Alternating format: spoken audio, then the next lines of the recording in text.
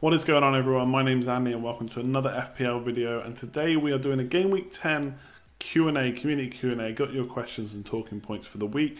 I've covered some of them in the Game Week preview, but I wanted to go through any others that I missed in this video. 5 questions in total, so let's just jump straight into them. So first up, is it time to invest in Arsenal assets? Obviously they're doing very well this year. I think they've just won 10 games on the bounce in all competitions.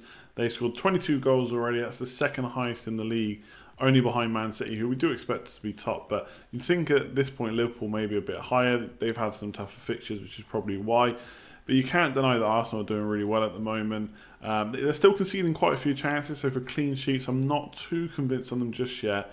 And if you have a look at the fixtures that are coming up, you've got Liverpool, Spurs and Man United in the next 6. And so the games either side of them are kind of Palace away, Bournemouth away and Wolves away. So a few away games, plus some very tight fixtures for the top 6. So you would expect the goals to come down in those kind of fixtures. So I don't know if they'll be able to keep up the amount they've got so far. 22 goals in 9 games is really impressive, more than two a game.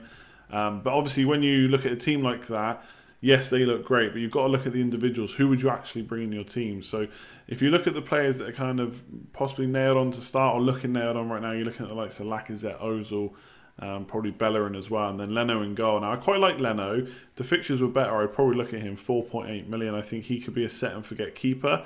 Obviously, you've got the concern that when Cech is fully fit again, that he might step in. But Leno just looks much more comfortable playing out from the back, and that's the style that Emery has gone for.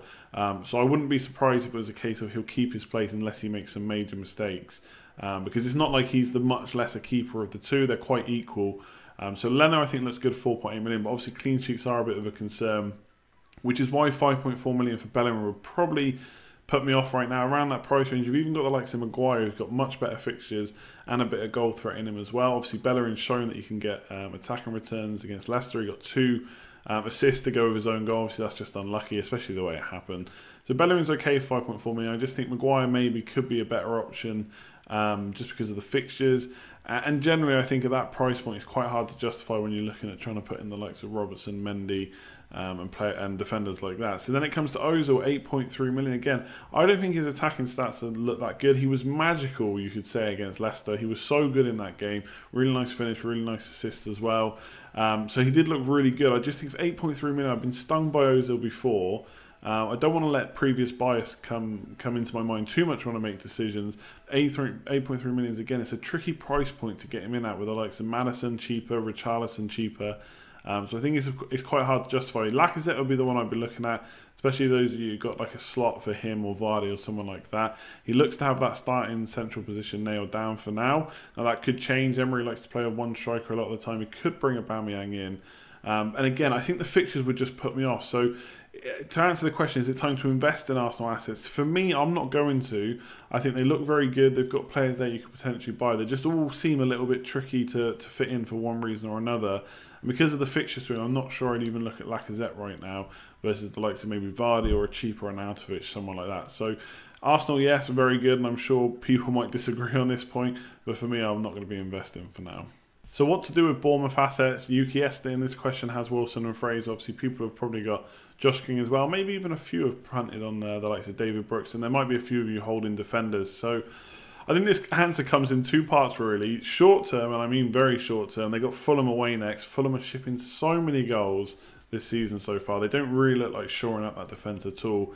I think you have to keep them this week. I don't think there's any good reason, unless they're injured, to get rid. Even though it's an away game, Bournemouth can do well away. And I just think Fulham aren't good enough to keep that clean sheet in that game. I think it'd be quite an open game. I think both sides will probably concede in this one. But Bournemouth, there's definitely goals in there. And I think the likes of Wilson and King have still been looking fairly good the last couple of fixtures. I think it's worth noting they've had a pretty good run. Leicester, Burnley, Palace, Watford and Southampton in the last 5.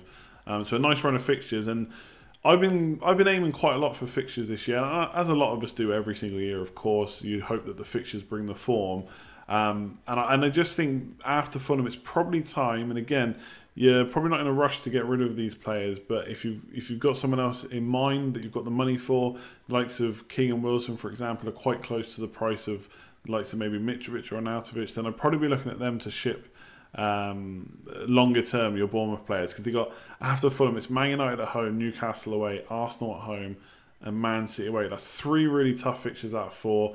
Even the Newcastle away game could be tough for goals as well. So for me, they're probably definitely keep for Fulham, but for the next 4, I'd probably be looking at shipping. I don't know if they're such a priority. Again, we've seen Man United concede. There could be goals in the Newcastle game as well. So I don't think they're absolutely, you get to game week 11, you've got to get rid of them.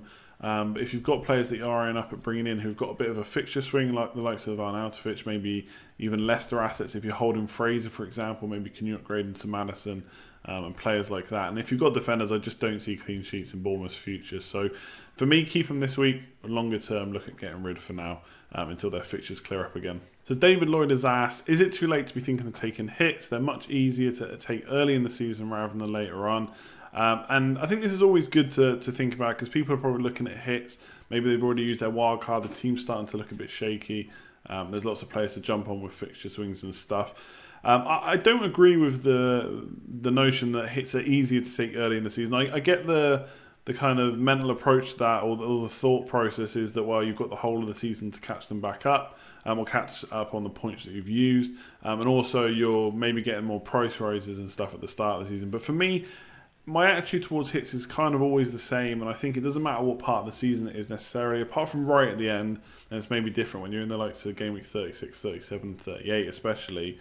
It's much different. So I always take a few things into account. Who am I getting rid of? You know, if I've got a bunch of injuries and I just need to make the move, then I'd just rather do it and take the hit than wait and wait and wait. Because sometimes you can patch up your team, then you've got to patch it up again next week. You never actually get to make that move you want to make, like that attacking move instead of the constant defensive move. And obviously, if there's a couple of players coming in that are rising in price, they look like they're in good form, they're not going to get injured, and you think they're going to, you know, score good points over the next 3 or 4 weeks, and I think it's worthwhile. If it's a short-term punt, for instance, people were taking hits for Kane and stuff, and I don't think that's as worthwhile. But if you're bringing in a player, for example, we've just talked about Bournemouth players, you might not want to take a hit for them. Let's say you keep them for Fulham, and then you can take a hit to upgrade Fraser to Maddison. Well, okay, it's not great taking a hit for a player, but Fraser's got 4 really tough fixtures. Maddison's got 4 really nice fixtures. You'd expect Maddison to repay that hit over the 4 fixtures. So if it's for one fixture, I think you've really got to be careful. They don't pay off enough. They obviously can do, and you'll see people talk about them. And the classic case is that someone will take a hit for 1 week. They'll put out a tweet saying, oh, you're not supposed to take hits for 1 week. And yeah, I've got X amount of points, but they are usually in the minority when that happens. So yeah, be careful for one fixture, but you just got to weigh up who you're taking out and who you're bringing in, and over what period you think they're going to get those 4 points back. If you're taking someone out who's got great fixtures and in good form, then obviously it's much less likely than if it's the opposite case. So Rick asks, ahead of a good run of fixtures for West Ham and Leicester, are they worth investing in, or are they flatter to deceive? So I think the fixtures are good enough that, yes, you could definitely invest in some Leicester and West Ham players. Obviously, the standouts, which I won't talk about too much because people already know about them, we've probably talked about them quite a bit. Jamie Vardy, Maddison at Leicester. Obviously, Maddison around the 9 million mark. Maddison's now up to 7 million, actually. But I still think he's a good value player for 7 million. And just to remind ourselves, Leicester fixtures, West Ham at home, Cardiff away, Burnley at home, Brighton away, Watford at home, Fulham away. So really good run of fixtures there, playing very winnable games. I think there's goals in there, assist potential for Maddison as well. He's really involved against Arsenal. He's on set pieces and stuff. So I won't talk about him too much, like I said, but definitely a great option. Looking at 2 other options from Leicester, which you might not be considering. You've got Ian Acho up front for 5.9 million. Now, can he take on the likes of Mitrovic, Wilson, King? I think the fixtures are there to say that he can. I think he's started the last 4 now. Had a couple of okay chances against Arsenal. Obviously, Arsenal are a tougher team to play against than the fixtures they've got coming up. So I would maybe look at him as an outside punt. And at the back, I've kind of already mentioned him as well, is Maguire for 5.5 million. Now, it's a lot to spend in defence, but I think there's clean sheet potential in the games they got coming up. They did look good against Arsenal for a while, Leicester, but in the end, Arsenal just too good for them. And obviously, they did concede 3 goals. But again, much easier fixtures to come, especially those home fixtures against the likes of Burnley and Watford, and even Cardiff away. Could be good there. So I think 5.5 million, Maguire's 100% got goal threat. And I think it's Maguire that makes Maddison such a nice option, because you just expect every time Maddison puts a ball in, free kick or corner, that Maguire might be on the end of it. And when he is, he scores a lot of goals. So Maguire definitely worth a look at punt. And then West Ham again, you've got the likes of Arnautovic up front for 7 million. Fixture wise, Leicester away, Burnley at home, Huddersfield away, and Man City at home. So in the next 4 are pretty good, but maybe not amazing. But the thing about West Ham, which I like, is their fixture run goes right up until Christmas. So you can get someone like an Arnautovic in and leave them. Now the thing I will say is, we do say that quite a lot, they've got a fixture run right up until X point. But you still want them to score goals obviously early on. You don't want to wait till the end for the points to come. So with attackers like him and Felipe Anderson for 6.8, you know, the Man City game is going to be tough. Leicester away, could I see a clean sheet there for Leicester? I think I could. So then it's Burnley at home and Huddersfield away. So I think Arnautovic is a good option right now. It's the defence that I'm looking at, because defenders are the ones you kind of get in, especially the cheap ones like Diop they've got for 4.3 million. He's the kind of player you get in now and you do keep until Christmas as long as he keeps playing, doesn't get injured, etc. So if I could go for a goalkeeper again, I've got Ryan, happy enough with that now, but I may switch to Fabianski. So what I'm actually doing, because I'm not going to make that move, is looking at Diop for 4.3 million, maybe coming in for the likes of Bennett, or Wan-Bissaka when I get a spare transfer. So he's the one I'm looking at from West Ham. Obviously Arnautovic as well. But yeah, a good few options from those two teams. I do think they're worth investing in.